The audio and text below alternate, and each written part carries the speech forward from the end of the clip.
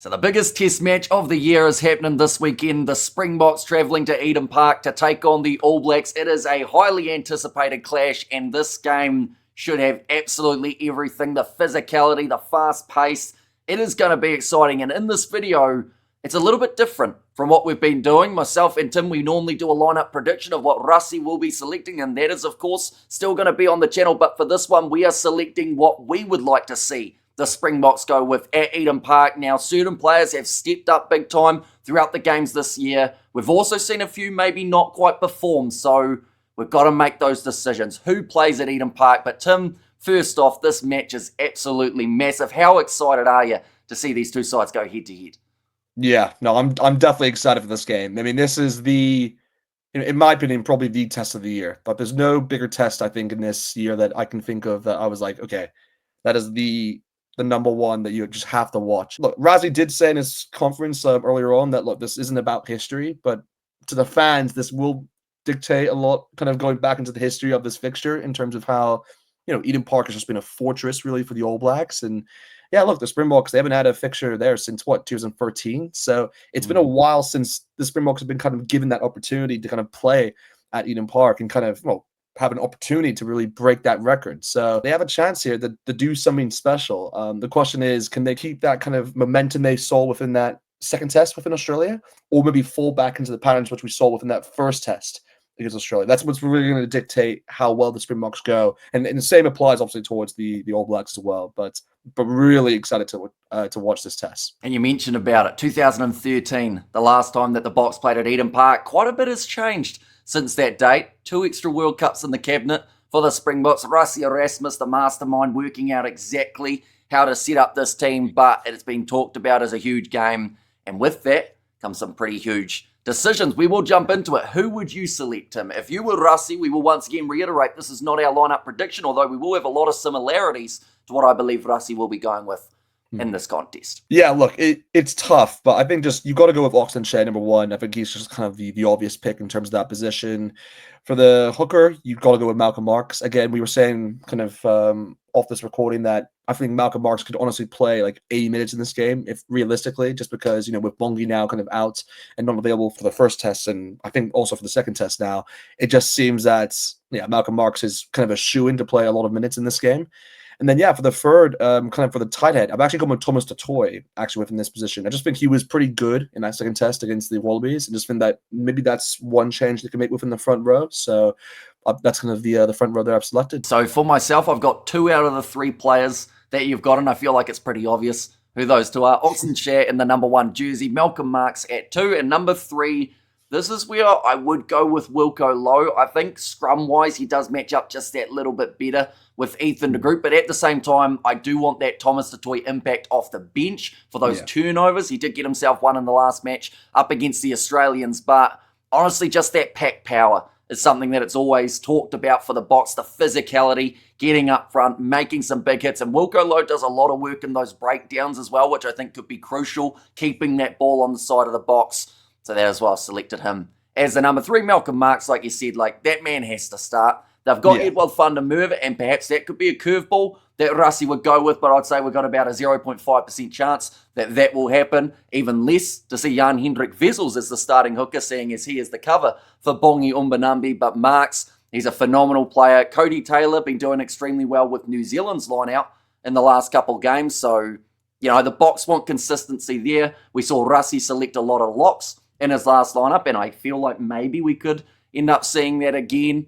Yeah. But overall, no matter what it is, it's going to be a very formidable front row for the Springboks. Moving on to the locking duo. This is actually where I think there are the most questions at the moment in terms of the Springboks selection, because they've got about 6 locks who could easily do the job here. You look at Rua Nokia. Last week, he did pretty nicely. Arge Snyman getting a start, which he really does, but having some massive offloads and some brilliant big hits, physical runs. You've got Ludiacha, who is back from his injury and now is looking as good as he ever really has. You've got Franco Mostert. The list just goes on. But for myself, in terms of the locking duo, I've gone with a combination that I would like to see, and they haven't used it a huge amount, but that is Eben Etzebeth at number 4, Arge Snyman as the number 5. I feel like, don't get me wrong, Ludiacha, once again, perfect option in that number 5 jersey. But I just like the way that Arge's Neyman looks so aggressive in the early stages up against the Australians. I think that Diacha did very well off the bench and would actually fit into that role extremely well at Eden Park. But I don't know, I feel like Arge's Neyman, just those long limbs and the breakdowns and the lineouts, that could be exactly what the All Blacks don't want to see in a starting lineup up against them. Yeah, no, that's it's a formidable kind of combination there in terms of the locks. I mean, I actually have one change compared to you. So of course I have Abed Smith. I mean, you've got to go with him for the number 4 position. But with number 5, I've actually gone with Ruhan Nortje for the number 5 position. Okay. I just think he's someone who I was impressed by within that kind of second test, but also just someone who I think is going to be instrumental in terms of those lineouts, because he's pretty good from a lineout standpoint, and I think that's going to be key when you're going into the likes of Scott Barrett, and then I guess for the All Blacks, there's no more. They'll probably go with Tupova'i maybe in that position, or if they want Fabian Holland, I'd say is probably the likelier one. Yeah. So it's going to be tough in those lineouts, and I think Ruhan Nortje is probably the one player I think he would be good in kind of getting lineout steals. So that's kind of what kind of came to my decision making there. But you're all right that Lord Diego and Franco Moster, just all the other locks they have, they can fill up that position very easily, and same with RJ Snyman as well. So it's just. Yeah, it's really just a pick of choosing there, but I have gone with a combination of Eben Etzebeth and Ruhan Nortje. So we've both selected Eben Etzebeth in that number 4 jersey. Last week, or the week prior, Rassi, he selected Eben off the bench to kind of add a bit more physicality to that bomb squad. Is there any chance he doubled down in this case and doesn't start Eben Etzebeth? I can actually see that a risk, though? But it just depends who you then go with the number 4 position, because I think if you did that, then that's where you have to go with probably with like RJ Snyman there. I'd probably say. I mean, unless I guess Lord Diego is probably the only other option I would consider in that position, but it's one of those where I think you have to go with Eben Smith there. I just think he just adds that experience, and particularly in a test like this, you don't want to kind of take chances. So I just think he's kind of the guy in that position. If he had the option, if Rassi went up to him and said, "Look, Eben, this match at Eden Park, it's a pretty big one. Do you want to play in the starting lineup or off the bench?" I can guarantee the answer, probably from Eben, would be a humble one, like, I'll do whatever I need to, but he wants to start in this game, doesn't he? He wants to get into the action early up against Scott Barrett, more than likely in that locking battle. Overall, some brilliant stocks at lock, which is perfect because only last year we did see about 2 locks available for the Springboks due to all of the injuries, but a welcome change here for the green and gold. Moving on to the loose forward trio, we did get the news that Siya Kolisi has been cleared and he will be available for these matches. That man recovered extremely quickly because initially he was going to be missing both of these games. They have got no Jasper Vesa. He is out due to his suspension. He'll get to play in the second game in Wellington more than likely. Peter Steph-Toy, he's back from his concussion. So what does this loose forward trio look like for you? Yeah, I mean, it's kind of simple now because with those kind of inclusions now, I think, well, first of all, you've got to go with Marco van Staden, I think, at the number 6. I just think he was really good, I think, throughout both tests. I would say particularly in that second one because he won a lot of balls. I definitely recall one where he won within the turnover, within the breakdown, and yeah, he's just been solid for the Springboks kind of throughout this Rugby Championship so far. So I think he just has to kind of keep his spot there. Been really impressed by him. But yeah, for the number 7 and 8, I think this is where you just go with Peter Steph-Toy and Siya Kolisi. I just think you've got to go with those 2 there, and if you have them available, just put them straight into the starting lineup, I think. And also just because they also had a rest in that second game, because both of them, of course, didn't play. So it just adds more of a dimension, really, to choosing them, I think, in those 2 positions. But I can understand the argument maybe for Franco Moster, maybe, for the number 7 spot, just because I was really impressed by him in that second test. But I just think when you have someone like Peter Steph-Toy, you gotta choose him. So yeah, that's my loose forward trio there then. Okay, so I've got a couple changes for what I would want to see. I've gone number 6, Siya Kolisi. Rather than playing him in that number 8 jersey. I do like what Marco van Staden's been doing, and he actually stepped up into that role extremely well. The one stat that concerns me with Marco van Staden is not the turnover ability, but it's the penalties conceded. 3 against him in that last game up against the Australians, and we're talking a game that could be decided by less than 7 points. So if you're giving away those penalties, New Zealand either taking the 3 or perhaps going for the corner, getting themselves another try. That's just one little risk about Marco van Staden's game. I'll be honest, he's still in my 23 though, for who I'd like to see up against New Zealand. But I do think that Siya Kolisi, really strong game from that number 8 jersey. Yeah. But doesn't mean I've selected him here. I've gone Quagga Smith as my number 8 for this contest. He had a very strong game up against the Australians in match number 2. And straight away, you could see that the mindset from him was just absolutely smash everybody that moved in an Australian kit. And that type of mindset alongside someone like an Eben Etzebeth and Arge Snyman, if you have all those players all just reaping that physicality. New Zealand, they've been pretty physical throughout this year, although at times when they try and go a bit too far, they do end up conceding penalties, which can work in the Boks' favour. So I've gone with Quagga as the number 8. That jackling turnover ability is phenomenal as well. And then Peter Steph-Tutui, if he's available, I just don't see a way that they don't put him in the starting lineup for this matchup. He will rush up. He will put pressure on New Zealand's 9 and 10, as well as the 12. We don't even know who New Zealand's 9 will be at this stage due to Cortez Ratama having the injury. He may be available, or it could be your man, Finlay Christie, who starts in that 9 jersey alongside a debutant off the bench.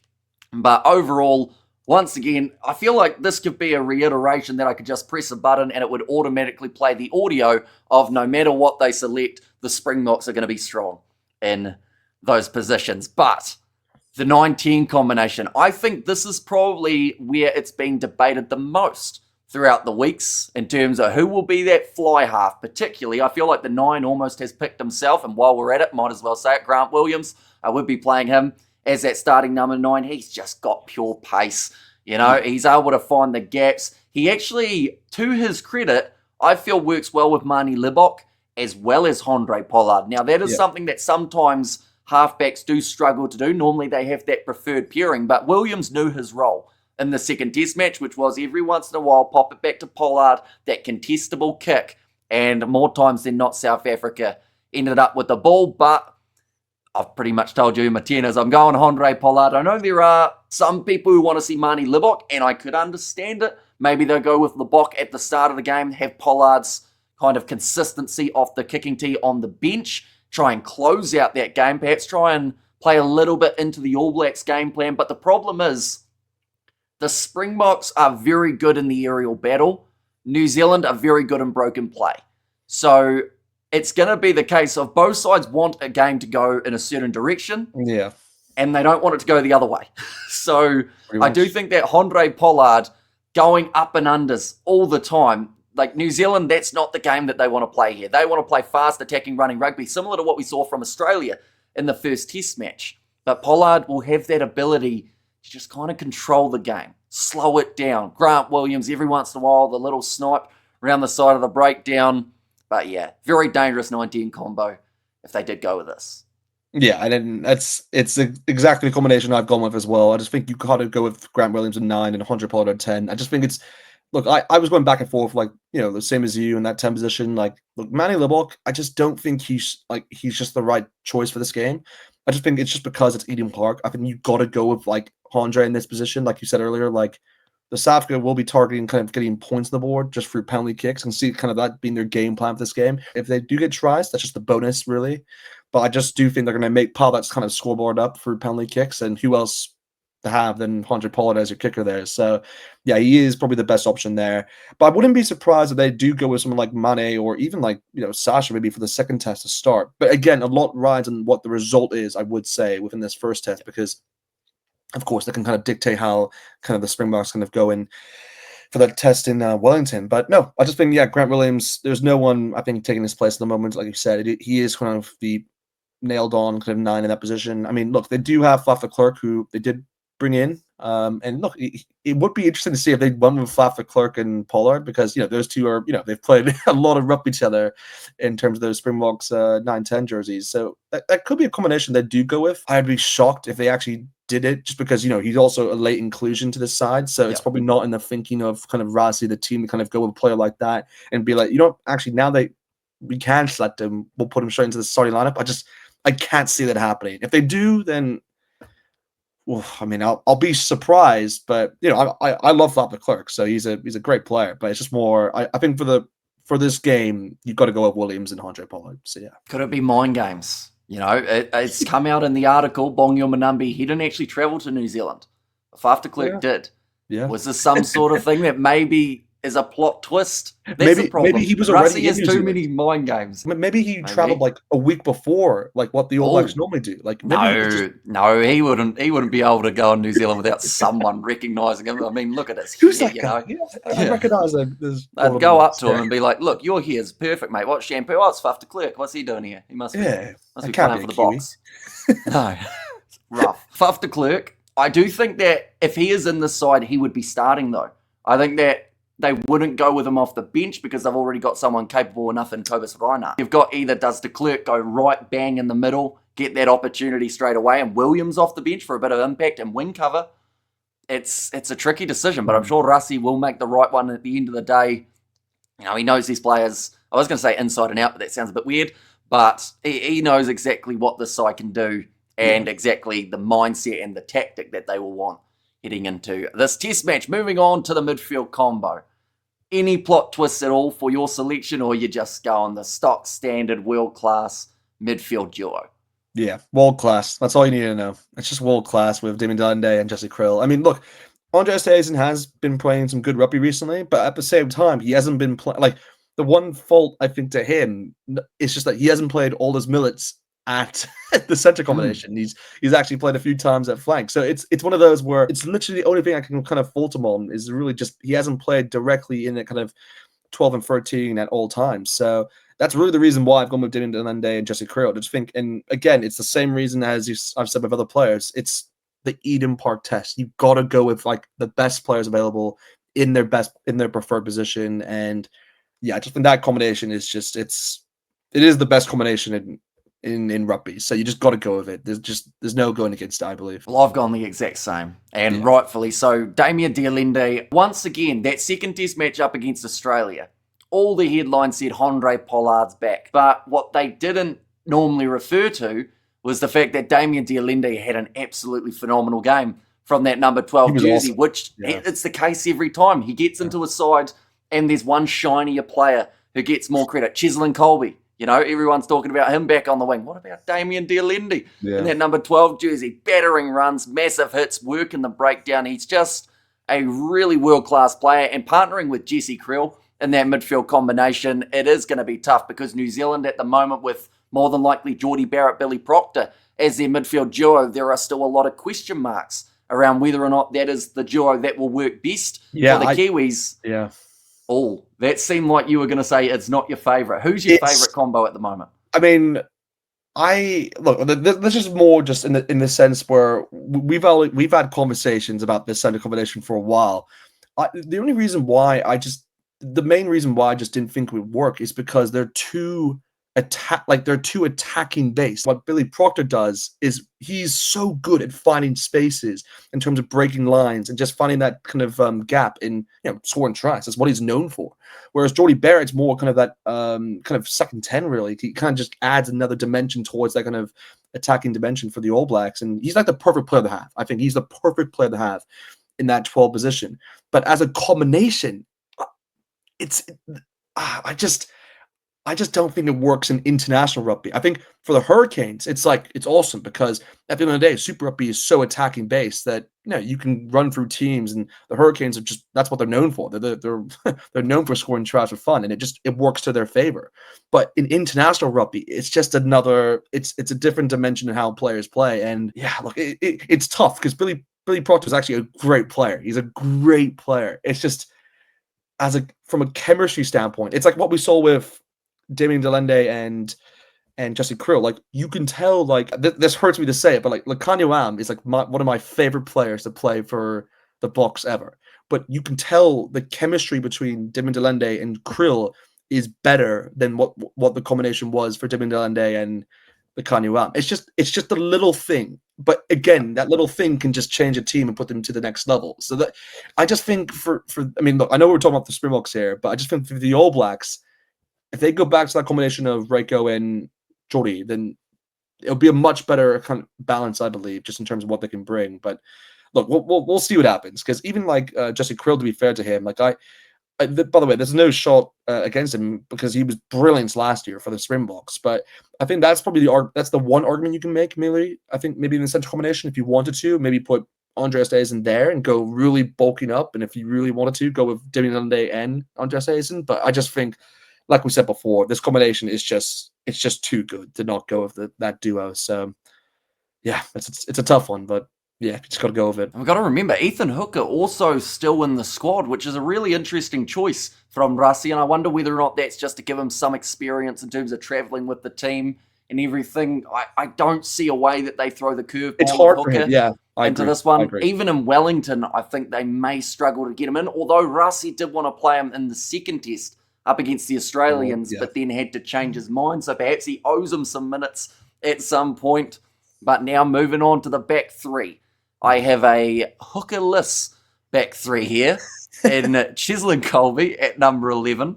Okay. He did play extremely well out there on the wing up against the Australians. Also that high ball aerial ability. For a man that size, all he does is put every tall player to shame, because they should be winning high balls much better than Cheslin Colby, but guess what? They don't.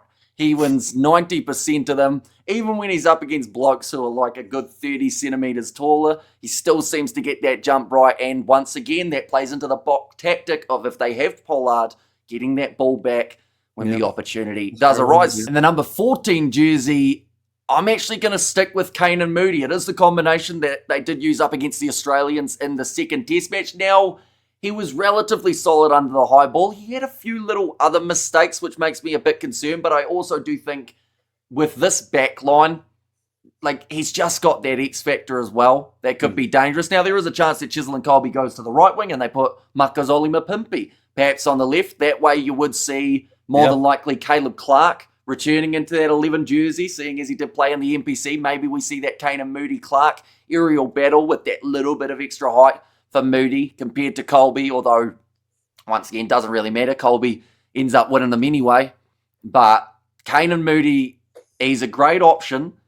Curveball, Ethan Hooker, maybe that's where we find him in this one. But yeah, maybe. We'll have to wait and see. Number 15, I think after his last game, you know, he's a bit rusty in the first, don't get me wrong, but coming in as the injury replacement for Willie Leroux in the second test, I'm putting Apalele Fasi back at number 15. I thought that he did enough. He actually had a lot of great work with the ball in hand rather than just taking that high ball. He was running hard, quite a few decent stats throughout that second test. Maybe with the fact that Tom Wright got injured so early in that game for the Australians, that probably grew Fasi's confidence, because now he's up against Callaway, who's not known for his long boot. So you can kind of force the Aussies back that little bit more. But yeah, I think based off form, even though Willie Leroux, this would be a massive test match for him and probably a good time to use him, I'll give Fasi the chance at 15. Yeah, so for me, I guess I have made some changes to you. We do have an identical kind of, I guess, back three, but I have actually switched Cheslin Colby and Katie Moody around, because I just think,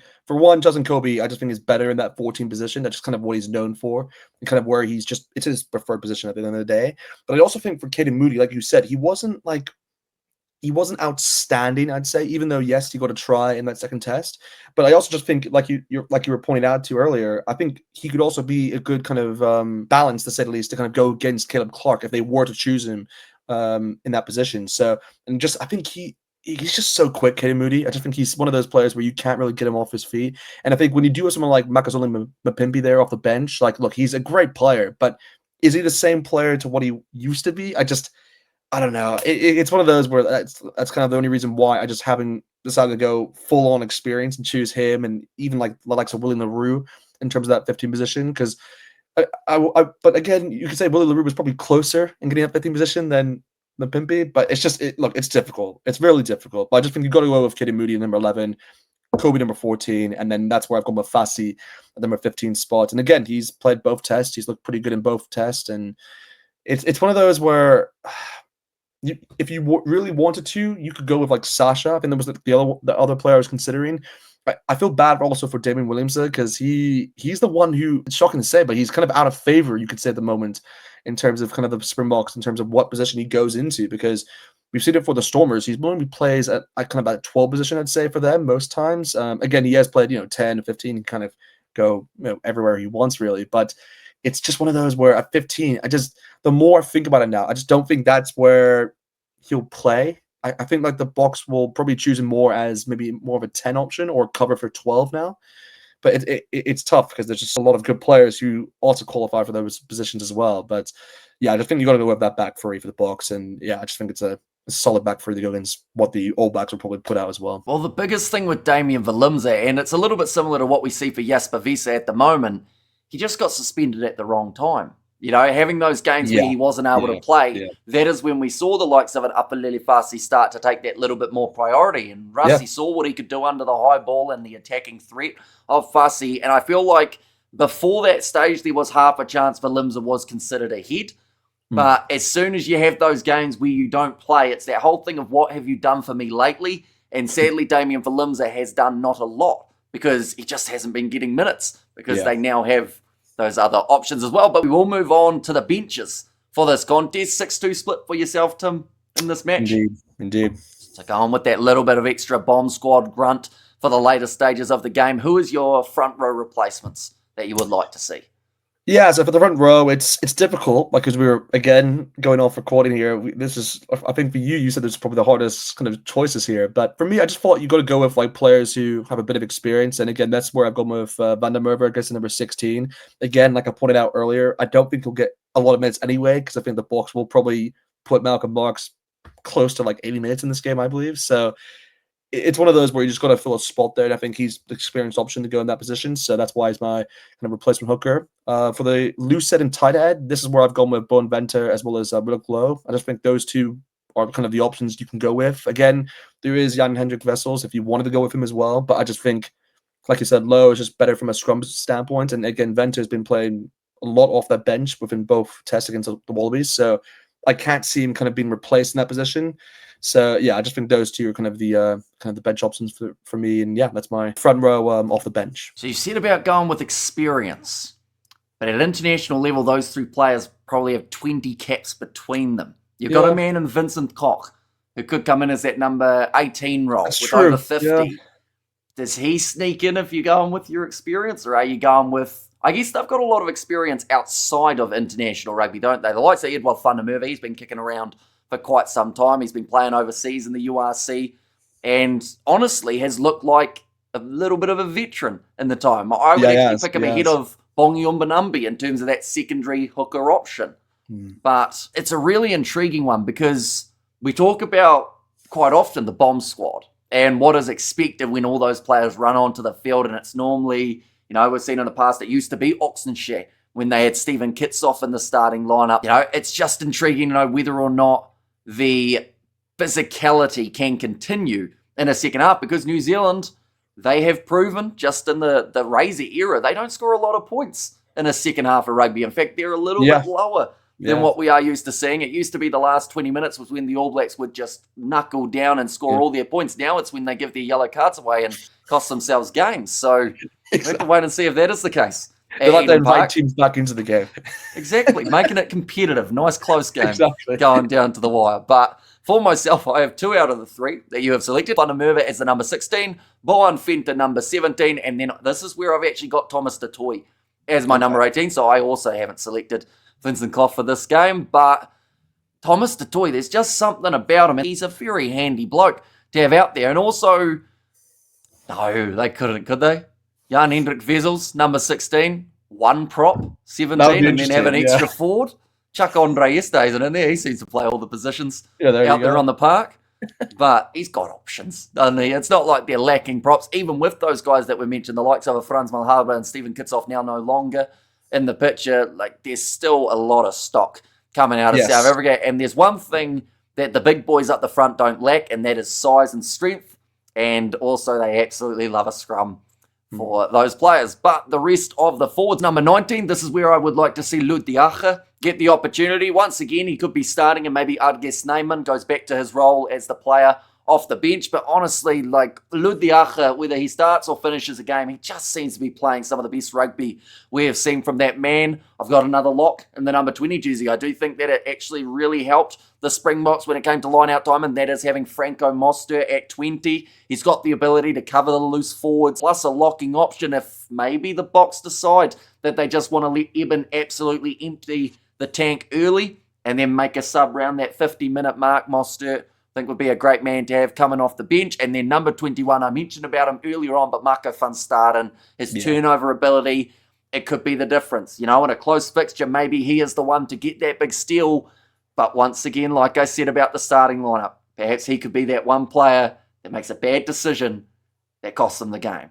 Yeah, we'll see. Well, that's the reason why he's not off my bench. That's why I have the same two as you in terms of locks. I have Lord Diego and Fleco Mustard as my 19 and 20. But this is where I have Crocker Smith at the number 21 because unlike, Marco van Staden, like you said, gives away a few penalties, Crocker Smith will win them. He'll win the penalties for the Boks and he'll be the decider maybe in this game. So look, and that's what he's known for, really. He's like, one of the best players off the bench, really, for any team in international rugby. So why not have a player like him off your bench? And yeah, that's where I put him. So now that leaves us with just the two reserves in terms of the back replacements. Who have you gone with in these two roles? Is there a Faf de Klerk in the mix? I was considering it. I definitely was considering it, but I just think you've got to go with Kobus here, Kobus Reinach. I just think he's, you can make a lot of comparisons towards why maybe Faf de Klerk is maybe a better option here, just because he's actually had a lot more minutes, you can say, down in New Zealand than Kobus ever did. But at the same time, I just think it's the game time factor that's kind of getting to me. And I just think he's played more minutes so far this year for the Boks. So that's kind of the reason why I've chosen there as my replacement kind of scrum half. But then, for the 23, this is where I've actually gone with Sasha Feinberg in Ngumazulu. I just think if there's ever a test that kind of come and bring off a bench, I think this is the one because I'd like to see him get a few minutes just because, he may be the 10 option maybe for the second test. You never know. But at least even if we give him a few minutes, he's at least able to kind of experience kind of like the intensity of the game and kind of that can kind of allow him to kind of kind of ease into the game maybe for the second test a bit better. So that's kind of the reason why I've also got him. And again, he also just covers a lot of positions. So that's the reason why he's off my bench.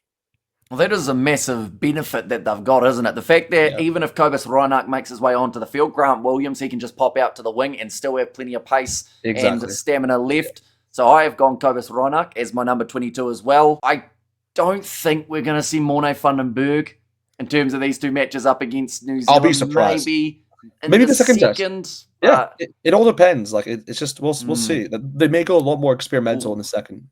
I was going to say, do you think it's more likely we will see experimentation if the Springboks win this game or if they lose it? It'll be like the Wallaby one. Like they'll be a lot more experimental in the second if they lose it, I believe, because it means that they'll have to make more changes to kind of. It's the same thing applies. Like whereas if you're going with the win, then that's where I think there'll only be like maybe 2 or 3 changes. I can't see any more than that. But if they lose the game, then they have to make like 5 or 6 changes maybe to the 23. So. Yeah, we'll see. And also after that first match up against Australia, losing 4 players to injury was certainly a bit of a hit to this South African side. In terms of that 23, I've also gone with Sasha Feinberg and Ngumazulu. I do think that Damian Valimza covers a lot of the same positions as Sasha does, but once again, it's that pecking order, and Valimza's just that little bit lower on it at the moment. Andre Estes, and if they go with a 5-3 split, I think he will be one of the backs that they do look to select. Maybe they once again put him in as a hybrid player, or perhaps just let him play the position that he normally would. Exactly, that's what we'll wait and see. There's going to be a couple tricks up the sleeve, I would say, for this Eden Park Test match. But then at the same time, maybe she's just a stock standard test. Maybe these two sides just go out there, play their natural game, and we get a rematch like the World Cup final, how it's low scoring. Neither side playing to lose, but instead just, just a couple little more conservative moments. I just can't see this game. I think they're both going to go all out, balls to the wall. The thing is that I can't remember a low-scoring game at Eden Park since that 2011 Rugby World Cup final. That's like the lowest scoring game I can remember. Like, besides that, there's never been a moment where the All Blacks, I can't think of, has scored more than, like, at least 2 tries. Like, I think, like, what's a low game? I mean, the lowest result. Is that because they haven't played the Boks there though? Maybe, but also just because like the last time you had a low scoring game was probably like the Lions, maybe when the Lions played against that third test. I remember. Well, it was a draw actually at the end of the day, so it was kind of I think it was like 16-all, I believe, or 15-all. So that's a low scoring one right there, but. I can't see this being low scoring. It's going to go in, I believe this will go into the 20s at least, I think, for both sides. It just depends which way. It's really a flip of a coin, I believe. It's going to come down towards that and kind of key moments. So we'll see. We'll see. And again, like I believe, I mean, you may know this already, but who's the referee for the game? Has it been announced? Referee in charge of this game is Carl Dixon. So he actually just very recently refereed, I think it was the game of the Pacific Nations Cup, actually, between Fiji and Tonga. So now back on a plane, head into New Zealand. He's solid, good referee. So I mean, it'll be interesting. It'll be interesting. And he was certainly not taking no stick in those scrums for that matchup of the Pacific Nations Cup. He had to call for a lot of them. I think Tonga had about 17 handling errors throughout that matchup. But nonetheless, we'll have to wait and see if it's the same at Eden Park. I really hope, in fact, we're about 6 or 7 days away at the moment. So I'm going to very quickly check the weather report just to see that could dictate the game. The thing is, though, it actually could. You know, if it's going to be rainy on Saturday night, it looks like it's supposed to rain during the day, but by the evening, it looks like it should settle down. There you go. So it might be a little bit slippery with a bit of dew and a little bit of cold evening, but overall should be, once again, an electric test match when these two sides go head-to-head. But a big thank you once again to Rugby Itch for coming on the channel. Be sure to check out his channel. He hasn't uploaded in a little while as he has been flat out with his studies, but he might one day. So be sure to check that out. But final words before this test match, mate. Oh, just get hyped up for this, guys. You're not going to have a test match like this for a while, because I just can't see. I mean, look, the next time that these two sides will play at Eden Park will be, 2030 maybe, just because of the way that whole tour kind of thing now is happening, where, of course, the All Blacks will do the tour in South Africa next year, and then within 2030, vice versa. So, yeah, we're not going to see it until, for for at least 5 years now. So definitely soak it in, because this game could be, a big one, just in terms of how both teams kind of this will be the game that both teams will study, let's just say, in terms of how they look at in preparation for the World Cup. So that's just why this will be a key one. So yeah, looking forward to it. Absolutely. And now we just have to wait to see what the selections do look like. Of course, do let us know who you guys would like to see in the Springboks side. Now, of course, not what you think Rassie will be selecting. That is going to be, once again, a separate video to this one. But thank you all very much for watching. If you did enjoy, of course, be sure to leave a like and subscribe to the channel, and we will see you for the next one.